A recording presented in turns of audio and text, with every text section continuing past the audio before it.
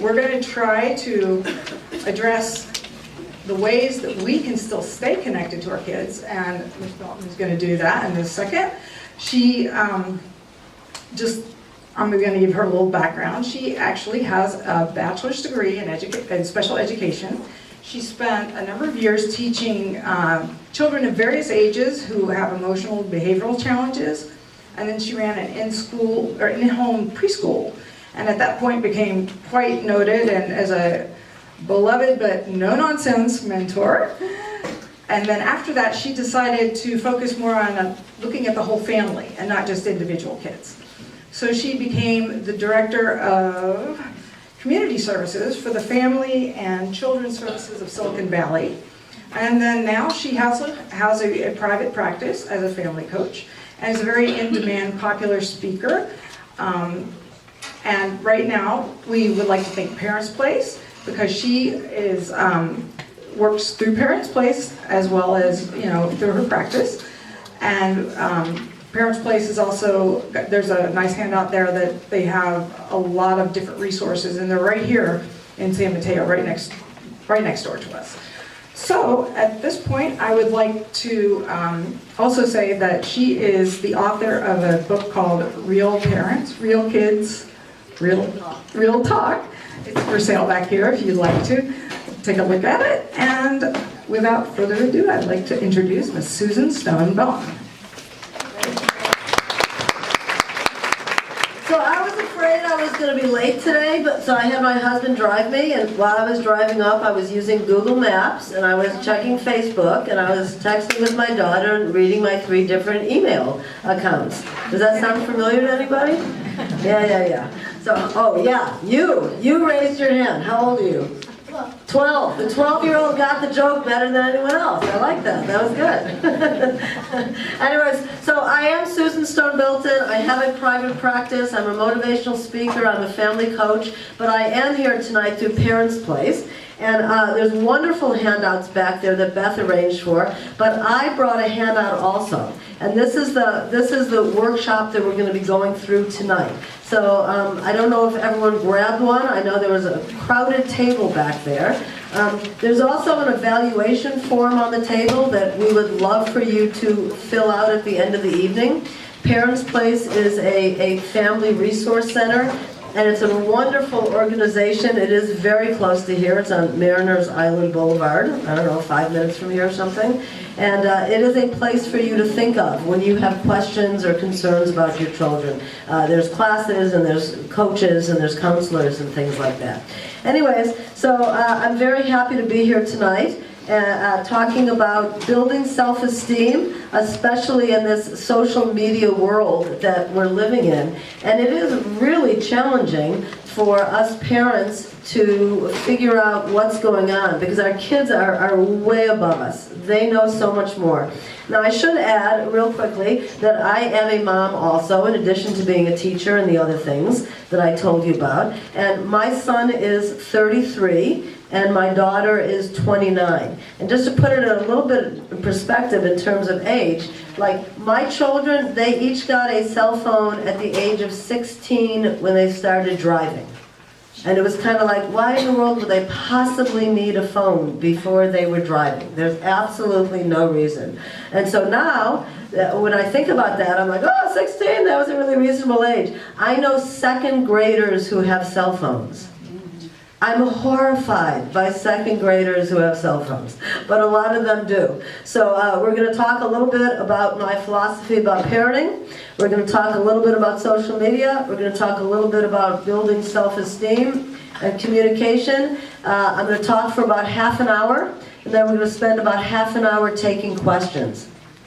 So if you come up with a question, I hope you'll jot it down. If you have an absolute burning question that can't wait, do the ooh thing, and I'll call on you. But if you can't wait till the end, that'll be great. So we'll just kind of try to power through some of this material here.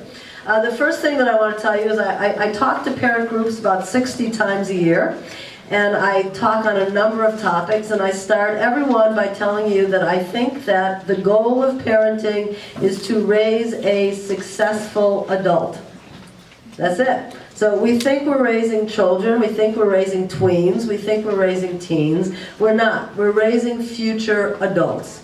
And so I ask you to picture your kids at 21. I'm going to call them adults at 21. They're legally able to drink at 21. They're getting out of college or finishing up college. But do you know when the human brain is done developing? 26.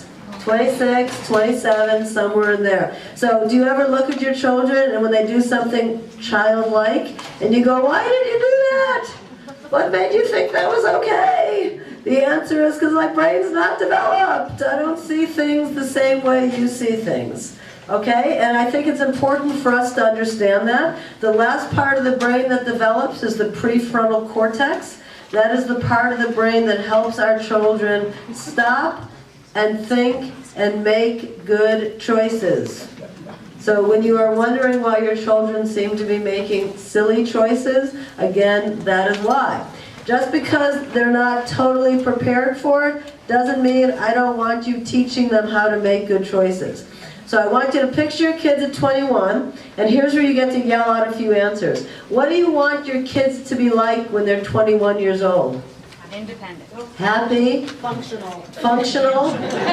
Self-sufficient. Responsible. Compassionate. Responsible. Responsible.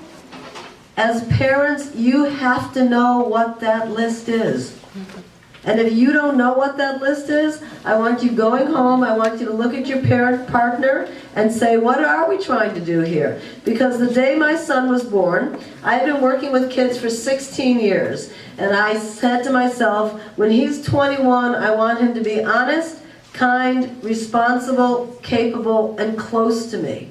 And I only have 21 years to teach him those things, so I'd better start now. First I got him to sleep through the night. Then I started teaching him. That was the most important thing. I do have to tell you quickly that I speak at Bellarmine High School. Anyone know Bellarmine?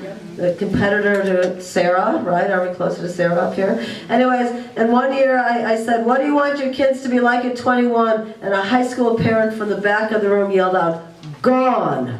That was definitely my favorite answer. I thought that was a riot. I really love that. Anyways, the other thing to know about those traits and values is that they have to be taught. Kids are not born knowing how to be happy and independent and responsible. So what's the easiest way to teach them? Model it. By example. So I want you to, when you are in front of your children, I want you to be the person you want them to be, and I want you to act the way you want them to act. So if you want to limit their cell phone use, if you want to limit their social media time, you have to do it yourself. Okay? I gave a talk last night and I had a mom ask me, well, how do I limit my cell phone time? And I'm like, honey, you're going to have to figure that out. You're going to have to figure that out. But if you have family rules, if the family rule, which I love, is no cell phones at the dinner table, that means no cell phones at the dinner table. It doesn't mean kids can't have them at the dinner table. That's not fair. Right? If the reason you don't want cell phones at the dinner table is because you would like to encourage eating and conversation, real live face-to-face conversation, you got to put your phones down too. Okay? So that's the first part I just want to remind you of, is to be the person you want them to be. The other thing I want to remind you real quickly, because it's on here, we need to love our kids for who they are and not who we expected them to be. And sometimes as parents, we're surprised by some of our children's traits. Because we didn't think they were going to be that way. And you know what? Too bad. Some of our kids have traits we don't like because they remind us of our partner, and we hope they weren't going to get that trait. And some of our kids have traits we don't like because they remind us of ourselves. And we hope they weren't going to get that trait. But you know what? They are who they are, and we need to love them for who they are. And we need to like them for who they are. Really important to understand that.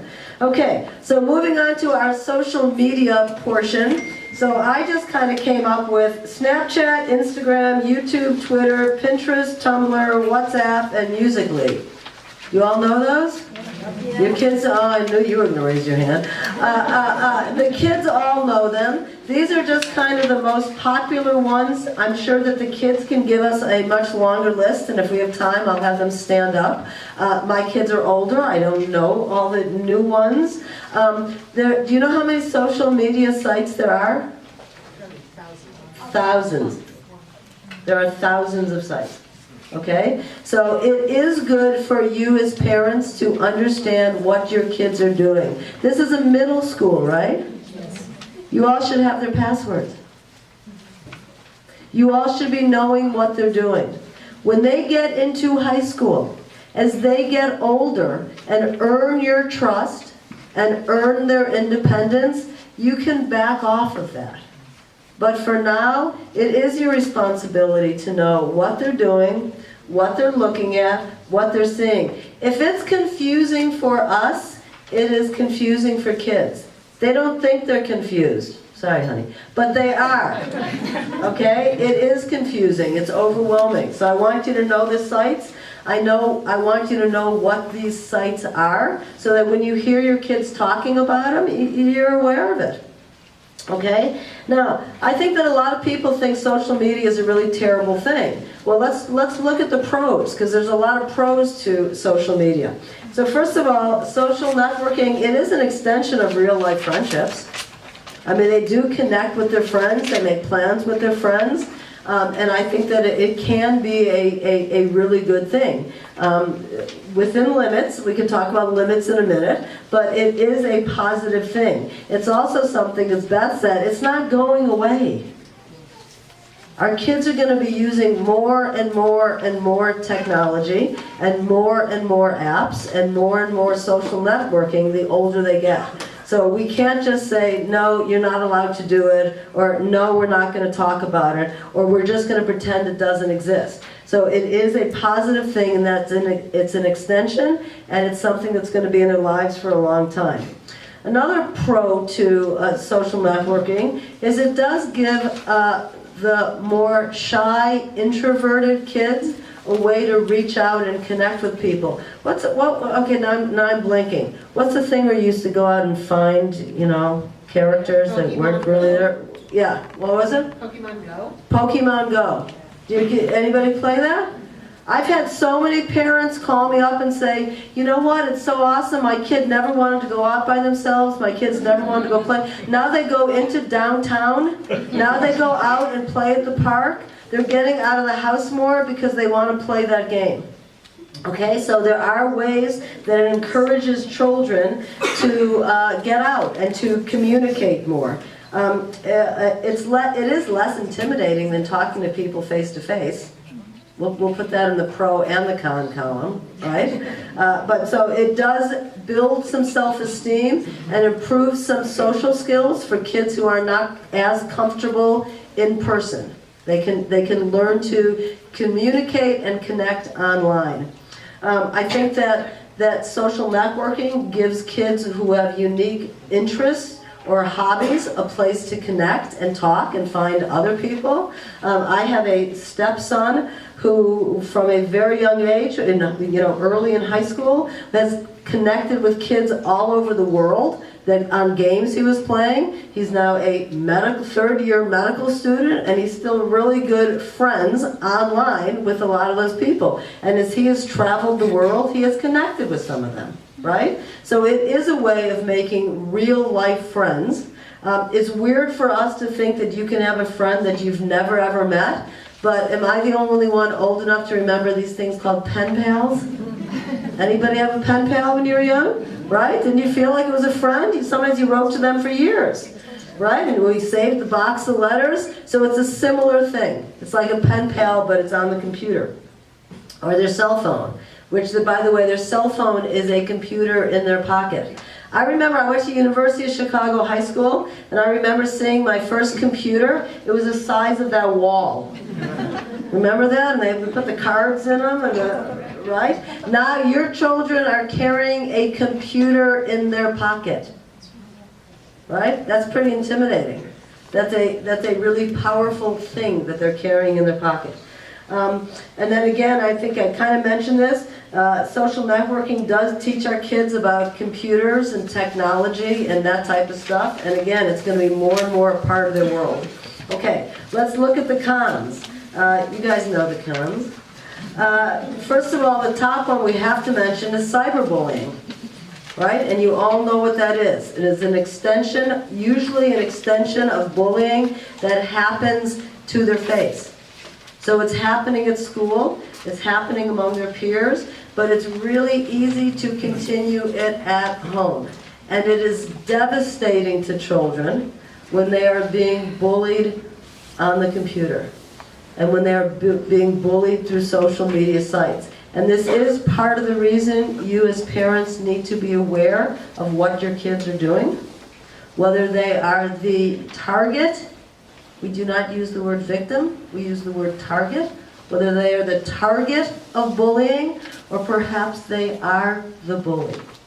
And I don't know any of your children, so I'm not blaming anybody. But that happens a lot, where we don't know that our children are the ones being mean and saying mean things, or passing on mean things. Another problem with social networking are predators. You know, we all raised our kids not to talk to strangers and stranger danger. It's equally true online. And it is hard to tell the difference between somebody pretending to be their friend and somebody actually being a predator. Again, you need to be paying attention. You need to know what your kids are doing.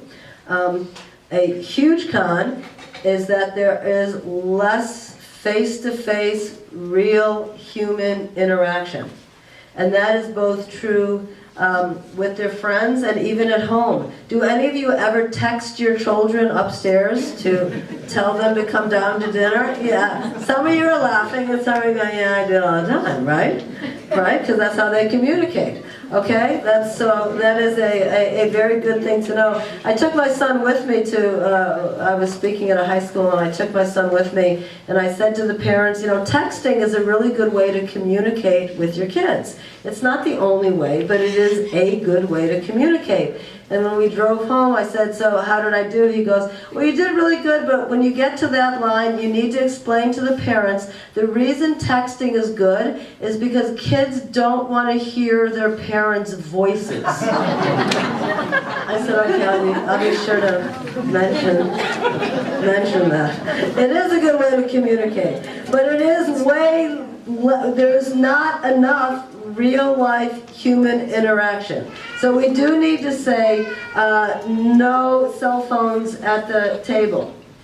We do need to say perhaps no cell phones in the car, because the car is a great place to talk with your kids. Like talking, like real talking. Okay, it's a great place to talk with your kids. So we want to set up some cell phone free zones and some times that are cell phone free. You also, it's not on here, the best place for children to charge their electric devices? My room. Downstairs. My room. Parents' bedrooms. Because you know what happens when they're downstairs? Yeah. They go downstairs and they get them. And I have kids tell me all the time, no, I swear I don't text anybody after I go to bed. I really don't. I never pick up my phone and I never text anybody. And I say, well, I'm really proud of you. How many of your friends text you? Oh, they all do. Right? It's very hard. So you all have to look around at each other. And if you all agreed, let's all have our kids not have their cell phones in the bedroom at night, our kids are going to get way more sleep and not be dealing with so much stress.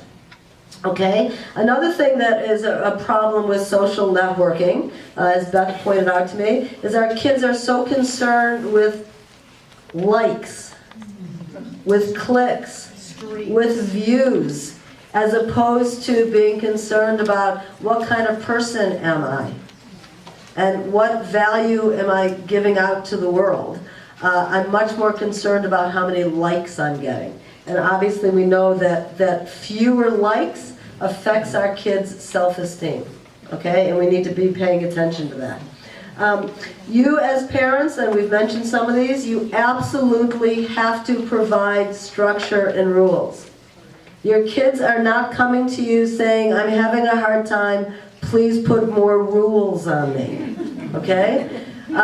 Misbehavior, having a hard time getting up from the computer game, having a hard time putting their cell phone down, that's their way of saying, I need you to give me more rules. Okay? So when your kids are struggling with that, I know a lot of kids, the parents say you need to turn off your computer game, and the kids go, okay. And they turn it off, no problem.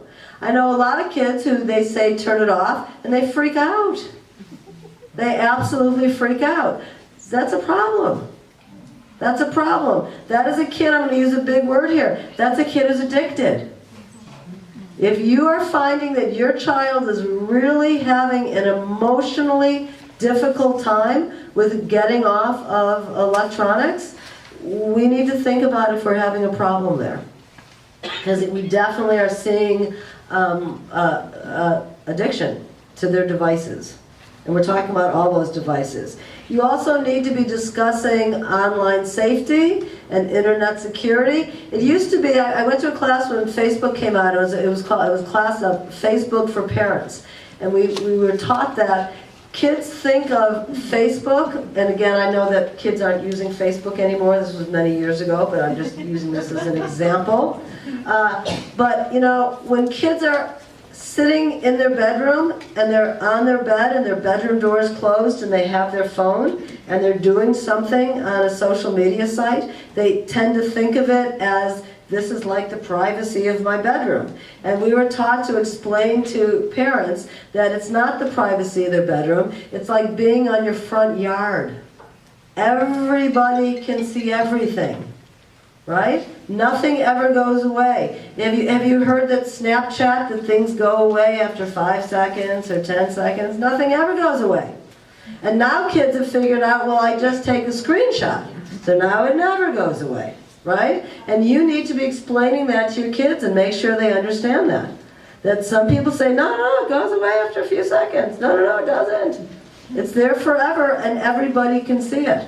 And so you need to think and you need to teach your kids before you put anything in a text and email online, are you going to be okay with everybody seeing this? With your parents seeing it, with your friends' parents seeing it, with your teachers seeing it? Because everybody is seeing it. That's what's happening. You need to discuss the rules with your kids and see what they think.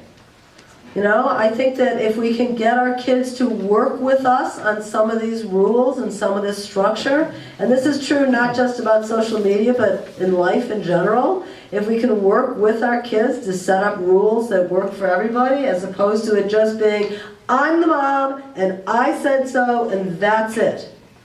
Right? One of the keys to getting along with your tween and your teen as they get older is being willing to compromise. And being willing to listen to both sides and come up with something that works for both of you. Of course you have the final say. I get that, you're the parents. But if your kid can buy into the rules a little bit, it's going to be a whole lot easier to enforce them. We talked about the rest that's on here, okay? And all of this is printed on here that I'm saying, not fleshed out as much. But if you didn't get a handout, take one, and you'll see my bulleted notes on this. Okay, now let's move on to building self-esteem. Is that a concern for any parent? You don't have to raise your hand, just nod. Is that a concern? Yeah, I think that's a concern for most of us, right? We want to have kids. I asked you what you want your kids to be like at 21. We want them to have good self-esteem. We want them to feel positive and encouraged about themselves and feel good about themselves. So one way to do that is, I think of families as teams. So every one of your family is a team. So I want you to make your child feel appreciated, needed, and part of the team.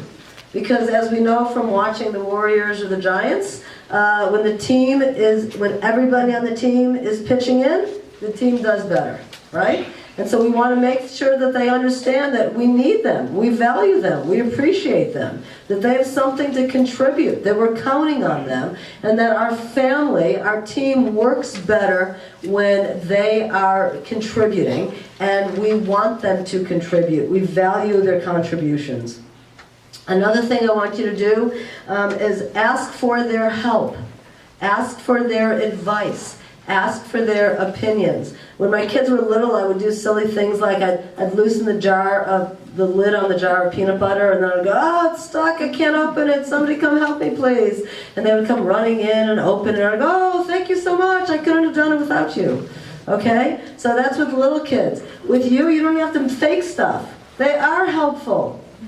And guess what? You know who's going to teach you more about social media than me? Your kids. Ask them. Say, I went to a talk last night. I heard a little bit about it. I want you to teach me more. I want you to explain it to me more. I want you to show me more. Okay? And they will, because kids like teaching adults. And kids like being helpful. He's nodding. I like this kid up here. Okay. I want you to encourage your children to be involved in solving their own problems.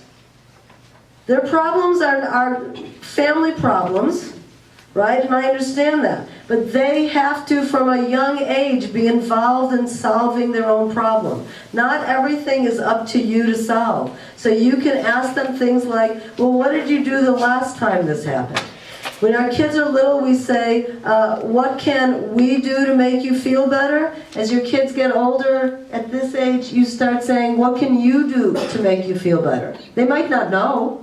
So you might still have to give them some advice, but we need to get them involved in solving their own problems. You should not rescue your children, except for safety, but it's not your job. If they get a bad grade, don't call the teacher and talk them into a higher grade. They got a bad grade because they earned a bad grade. And if your kid didn't like getting a bad grade, they should try a little harder the next time. That's a novel idea, isn't it? We have to work on that. I want you to start allowing your kids to make some of their own decisions. I actually think that the most important trait you can teach your children is to make good choices. And we learn to make good choices by making a few bad choices. So we need to let your kids make some choices. When you are concerned that they are going to make a bad choice, you ask yourself, what's the worst that could happen if they make a wrong choice here? And if you can live with that, then so can they. How many of your kids did not want to wear a coat today? Yeah. I bet so many more. You're just too tired to raise your hand. Kids don't wear coats when it's cold out. What's the worst that can happen if they don't wear a coat on a cold day? They get cold. They'll feel cold. I'm warm. I wore my coat. It's not my problem. I'm going to let them not wear a coat. I'm going to let them feel cold and uncomfortable because I think this room is filled with parents of really smart kids who will go, gee, I didn't wear a coat. I was cold. I think I'll make a different choice tomorrow. Or not. Maybe they don't like being cold. Okay? What's the worst that can happen? Not everything has to be your way. You know, our kids need, and I'm saying this word on purpose, our kids need to be bad sometimes. And there's no such thing as a bad kid, but there's bad behavior. But if all we're ever doing is going, don't do that, don't do that, don't do that, don't do that, then they're looking for, well, what can I do? Okay, so I allowed my daughter to slam her door when she got mad. It was better than hitting her brother, you know? Or kicking the dog. So I just let her slam the door. I told her there wasn't any other door in the world she was allowed to slam, right? But if she felt better after slamming her bedroom door one time, I let her do it. I'm not advocating door slamming. I'm just using that as a real life example of letting my kid be bad sometimes, okay? I think we have to try to frame things in a positive rather than a negative light. Kids are really, really sensitive to the words we use, and one wrong word can just destroy the conversation. So, you know, you look at your kid and you go, that is a really nice purple shirt. And they're like, it is not purple! And they're like, just, the whole conversation is over. You have to be really careful. So instead of saying, next time you need to try harder, why not just try saying, I really appreciate your effort? Right? We need to try to be positive. We need to be a positive person instead of a negative person. I don't want you comparing your child to a sibling, a parent, a friend. Your brother got those grades, your sister got those grades, your neighbor's getting that, this kid is doing that. You're raising an individual, not a clone. And we need to respect them for who they are, which we talked about already. I want you to reward their effort and hard work instead of just the result. Okay? So many of us are focused on that result. When your kids run off the soccer field, I hope you are saying, did you have fun? Instead of, did you win? Right? Kids at this age are starting to care a little bit more about winning, but does it really matter? Sorry, kids in the room. Does it really matter? It doesn't really matter. I want them to have fun. I want them to learn the sport. I want them to learn to listen to a coach. I want them to learn to work with their peers. Okay? So I'm going to ask them if they had fun instead of asking them if they won. I want you to teach your kids that failure is simply the first try. Right? So your kid tries to do something, and they don't succeed, and they go, I can't do it. No, I can't do it yet. That's all. I can't do it yet. So you keep trying, and you keep trying, and you keep trying, and eventually you get there. And we need to encourage that. And we need to point out to them, you're right, doing that is hard. I couldn't do it my first time either. But we can keep trying, and we're going to learn to do it. I want you to have realistic expectations for your child. I want them to be high expectations, and I want high levels of support going along with those expectations, but I want you to have high levels of expectations, but make sure they are reasonable. My son was a math whiz. He did every math problem in his head, no problem. I expected him to get an A in math. My daughter's like me. I didn't expect her to get an A in math. I expected her to do all her homework. I expected her to go to the teacher with questions. I expected her to work with the tutor I hired for her. Those were high expectations, but they were reasonable. Okay, so it's important we're paying attention to that. I want you to be a positive role model. I want you to be exhibiting your own positive self-esteem. So if you are saying things like negative things about yourself, your kids are picking up on that and assuming that that's how they should talk about themselves. Okay? So always be aware of how you are talking. Say things like, oh, well, I messed that up. I guess I'm just going to try again. You can also talk about things that you, when you were a child, things that you really struggled with. And the final thing I want to point out to you about building self-esteem with your kids is just spend time with them. Hang out with them. Enjoy them more. Stop working so hard. Stop stressing yourselves out so much. You know, kids are fun. You're all going, oh yeah, my kids' friends, they're really fun. No, your kids are really fun. And I really wish that we would all take a deep breath and have more fun with our kids. That being said, you are not their friend. How many friends do you have? Roughly? 20. How many moms do you have? One. So you need to be the mom. He has enough friends. He doesn't need any more friends. He needs a mom. Okay? So if we give up that role of being the mom or giving the dad, then they don't have a mom or a dad. Okay? My children are adults. They are my friends. They still call me mom. They give me gifts on Mother's Day. I'm still the mom. Right? But now that they're adults, you can be friends with them when they're adults, but you're not friends with them now. You are their parent. Okay, real quickly, a little bit on effective communication. There are two ways to communicate. One is talking and one is listening. When your kids were little, you did a lot of talking. Right? A lot of talking. And that was good because the more words our kids hear, the more brain cells are being connected. It's a good thing. As your kids get older, the level of talking you do should be decreasing. And the amount of listening you are doing should be increasing. Your kids need someone to talk to. And you need to be the one they talk to. So you need to be willing to listen. You have 2 ears and 1 mouth, so please use them proportionately. I want you to listen to kids the way you want them to listen to you. So if you are on your computer, or if you are doing the dishes, and your kid comes to you, I want you to turn away from the computer. And I want you to turn to your child. Isn't that what you want them to do when they are playing a video game and you go to them and they're like, I'm listening, Mom. And you're like, no, you're not. We have to make sure we're not doing the same thing. I want you to listen to understand and not listen to respond. So while you are listening, really listen and try to understand what they're saying. Don't be planning your answer. Don't be listening going, oh yeah, well as soon as you stop talking, I know just what I'm going to... No. By the way, this is good with your partner too. Write that one down. Make sure everyone writes that one down. Okay? How do you talk to your kids? You talk to them the same way you want them to talk to you. I want you to be calm. I want you to be polite. I want you to be friendly. I want you to be reasonable. I want you to respond with empathy. I want you to say, I understand. I get it. And I'm sorry that you don't like doing that homework assignment, because it does look like a tough homework assignment. But the teacher assigned it, and it's something that you have to do.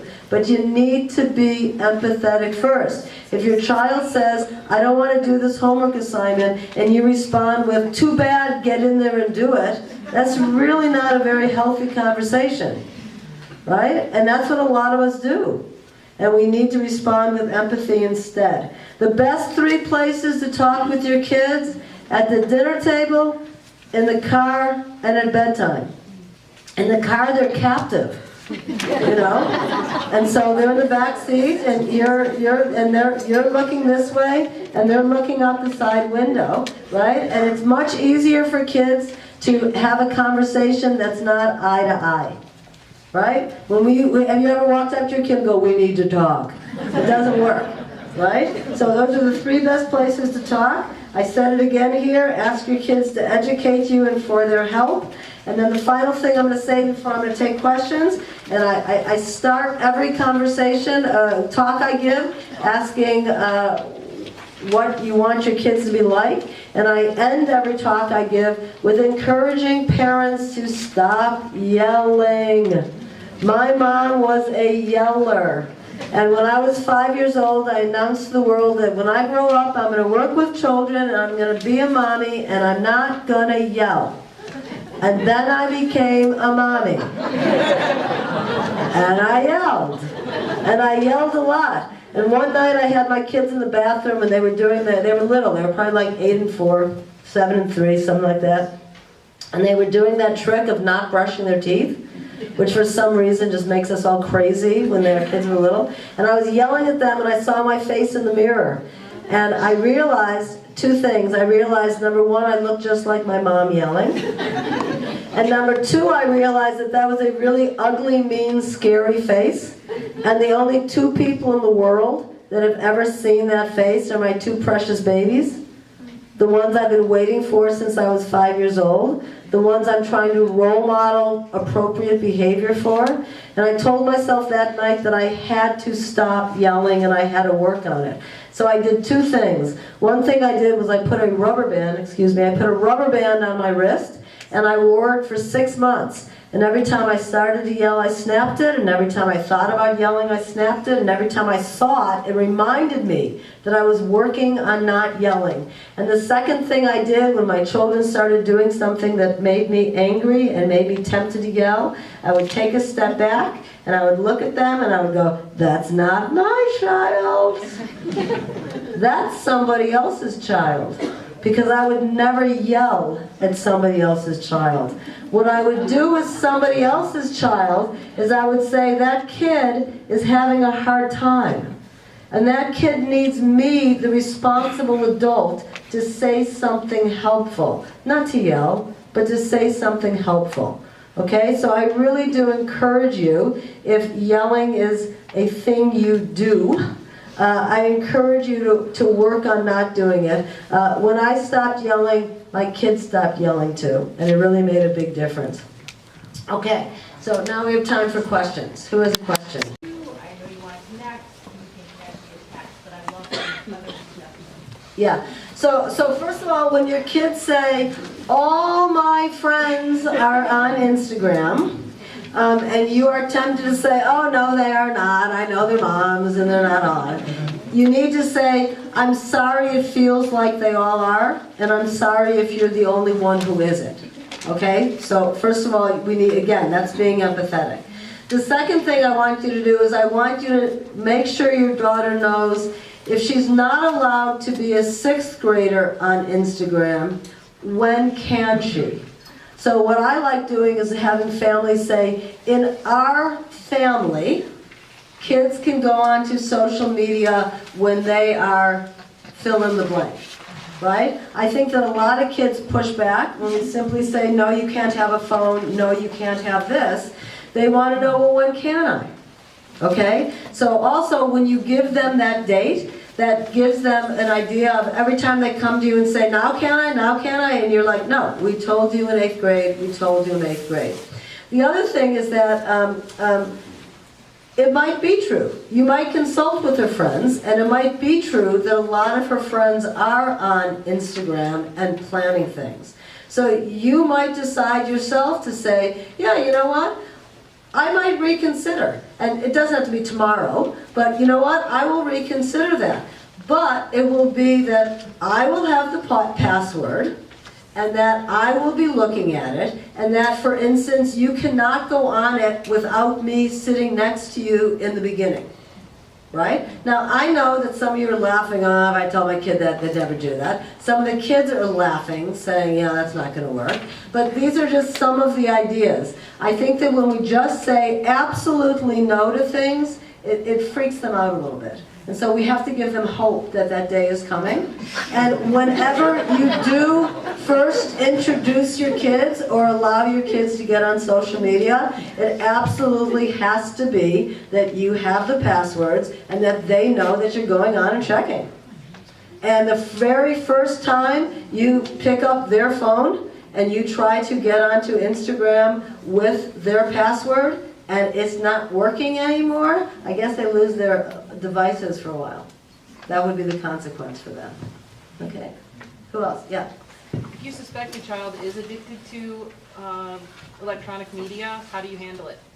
So if you do think your child is, first of all, I would come up with much stricter rules and really see how that works. Right? So I think that there's a lot of kids who, get upset and might not be addicted. There are kids who are addicted. So first of all, I would really put in much stricter limits to how and when and the length of time and the time of day that they're allowed to be on it. And if you are concerned that this really is perhaps an emotional problem, I would start with the pediatrician. I would give your pediatrician a call and just run it by the doctor and see what they say. That's always a good start. I know lots and lots of kids who are actually seeing therapists for addiction, but even for people who come to me and ask a similar question about anxiety or depression or other things, I point them towards their pediatrician first to see what they have to say. But first I'm going to start with stricter rules. Yeah? You recommend having the passwords to their social media accounts. What about reading their texts? That feels like a violation of privacy. So I think that in some ways it is. I'm going to give you two answers. Okay? So on the one hand, yeah, it is a violation, right? And you might say, I don't really feel like I have to read because there haven't been any problems.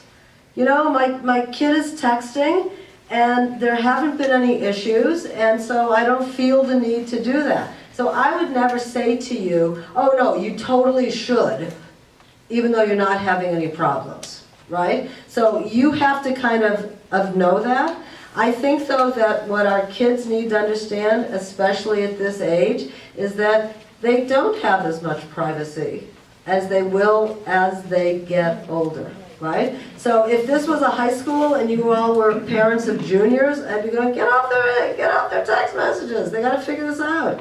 In a year, they're going to be in college. You know what I mean? So I think that is different. So, but I would never be someone who would look at you and say, oh, no, you totally have to be reading your child's text messages. But I don't think there's anything wrong with once in a while saying, you know what, I need to look at your phone and I need to check. I don't think we have to on a daily basis read every text. But there are times when you might go, you know what, it's been a couple weeks since I've seen their phone, and I am going to ask their phone, and I am going to look at it. I don't really have a problem with that. You know, I think about it in comparison to when I would go into my child's bedroom, I didn't feel the need to open every drawer and check inside every single thing and snoop through all of their stuff. But if I went into their bedroom and something was out on the counter, and I went, oh, that's not good, then I might have looked around a little bit more. Okay? So I think that that's up to every individual family to work out. I just want to piggyback on that. I have a 22, a 14, and a 9.5. So, and I'm still like so behind in everything, even with the different ages. So with regarding checking, I wasn't diligent, and then I started doing periodic. It turned out our biggest issue, this is the 22, and now there's different rules because I've learned, was that she lent her phone to somebody who sent an inappropriate thing. The people printed it up, handed it out at school, and it was on my daughter's account. So as much as the privacy, I still think it's okay to maybe once in a while monitor, but now, like, my kids are not supposed to use other kids' phone, you know, because that was a really bad thing. Yeah. And a lot of times, oh, my battery's dead, can I borrow your phone?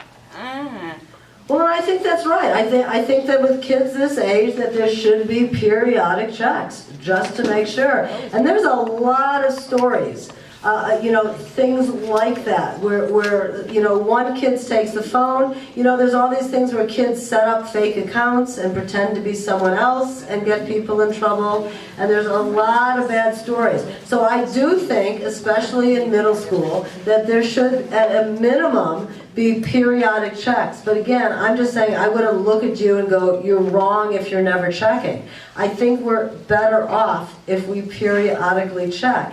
And kids in the room, if you're not doing anything wrong, then there shouldn't be a problem with your parents looking at your phone. When a kid is going, no, don't look, don't look, don't look, I'm like, okay, dude, now I'm really looking. Yeah. So I definitely appreciated the cons that you listed. I would actually maybe add another con, Please. which is exposure to information that is beyond the maturity level of the child. Yes. And I'm not necessarily even talking about, you know, pornography or sex, but I mean there's stuff that they're not ready for yet. And one of the things that I found really difficult is to maneuver the parental restrictions, like on YouTube, or even figuring out, I don't know if anybody knows if there's like some place to find out about how to handle parental restrictions. I mean, even on like the internet and stuff, you can do it, but sometimes it doesn't work that well, or it's really hard to find information on Google. It's like all over the place. Or they outsmart the parents, like they have ways to outsmart the parental controls, like I have a parental, but then they put it on airplane mode, and then they can use everything. For some time they can use it, and then they come out with different means to work it out. Yeah, I have such a funny feeling about parental controls. I mean, I go back and forth. On the one hand, I think it's really good if you have really little kids, and you can put the controls on to make sure that they don't totally accidentally click on something that they really have no business clicking on. But again, I'm saying this aware that there's kids in the room right now. I mean, I don't want parental controls. I want intrinsic controls. I want kids being able to say, look, I know that I'm not supposed to be doing this. And I want to be encouraging our children to be limiting themselves. And I recognize that sometimes we accidentally stumble on stuff. And you know, pornography is a problem for a lot of kids and teens. So it is something that we have to be aware about. But I agree with that. I think that kids are a lot smarter than us, and they figure out both the technology of getting around our controls, and they also do things like, I had parents say to me, no, I do not let them set up any kind of accounts. Well, you just don't know about the accounts they set up. They've set them up and they only go at them at their friend's house. And you're just not aware of that. So I think that really, to me, it comes down much more to being open and talking with your kids and having conversations and saying, look, I'm willing to be reasonable if you're willing to be reasonable. You work with me on this so that maybe you can go on to Instagram, right? Maybe I don't have to have these kind of controls set up if we can work together. I just think that's a much better way as opposed to depending on the parental controls. But I agree that it's the point about me saying they're carrying a computer in their pocket. Right? If you think about the amount of information that they are carrying around, some of it good and some of it bad. But that's why you need to be listening and talking with your kids.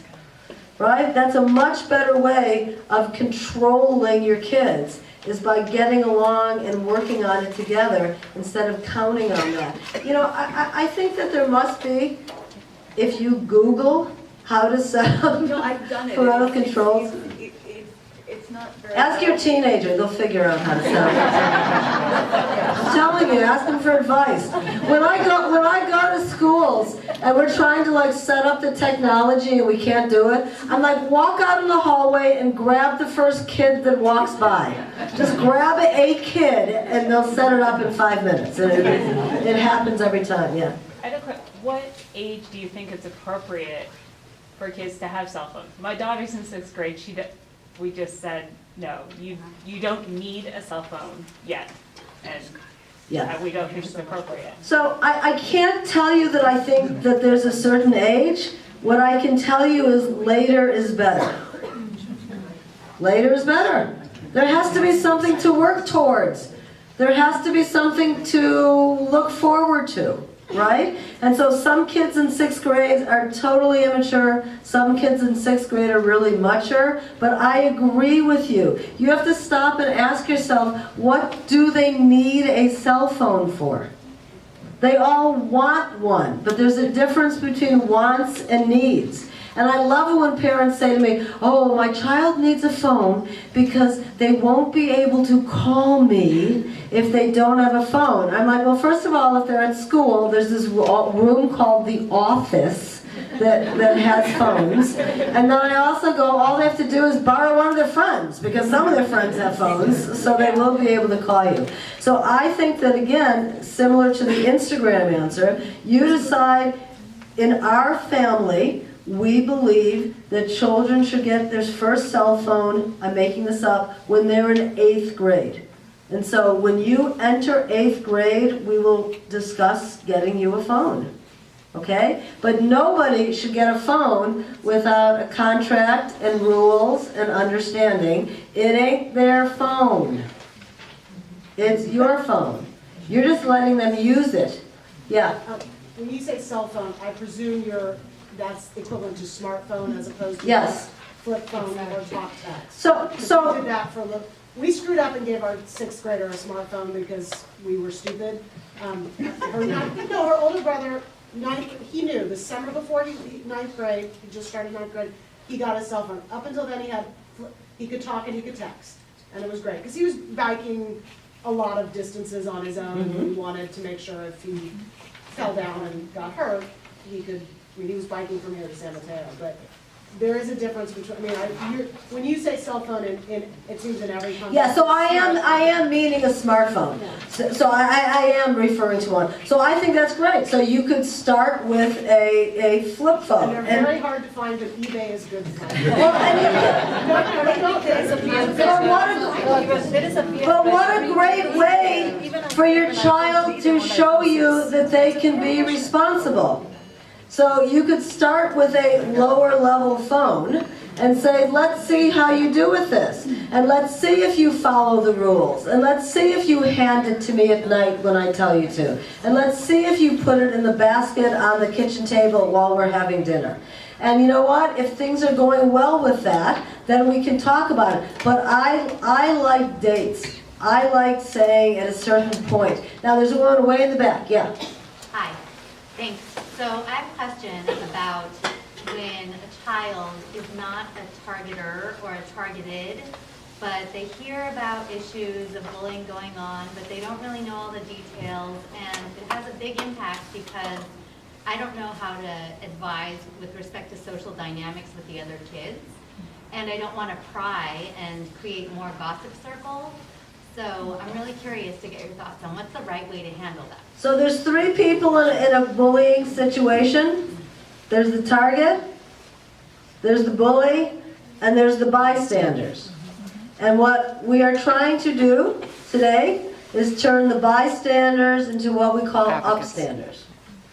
And upstanders are people who do everything from, I'm just not going to stand here and watch it, to I'm going to go up to the target and say, hey, come with me. I'm going to go up to the bully and say, knock it off. Or I'm going to go get a teacher, or I'm just going to walk away. So I don't think you're prying by talking with your child and saying, thank you so much for sharing this with me, and can you tell me a little bit more about it? And what do you think we can do together to help this bullying situation? Because we don't want the target to be a target anymore. And so I think that it is up to all of us. It takes a village. It takes a village. And it does get really tricky when, you know, your kid comes to you and says, hey, I know someone's smoking pot, or I know somebody's doing something wrong. It does get very confusing, and that's a whole other conversation about how we handle that. But I think that we do need to explore. It would be bad for you to start calling lots of other people and saying, hey, did you hear? We don't want you to be the gossip. But if your child is telling you about the situation, then work together with your child and say, what can we do together to be upstanders and try to help this situation? And it might be that you do need to go to the school and let the administrators know. And you know, you can say, you know, I don't want anyone to know that it was me who came to you. And hopefully the administrators will listen to that. Because I think that, you know, bullying is a very big problem, as you know.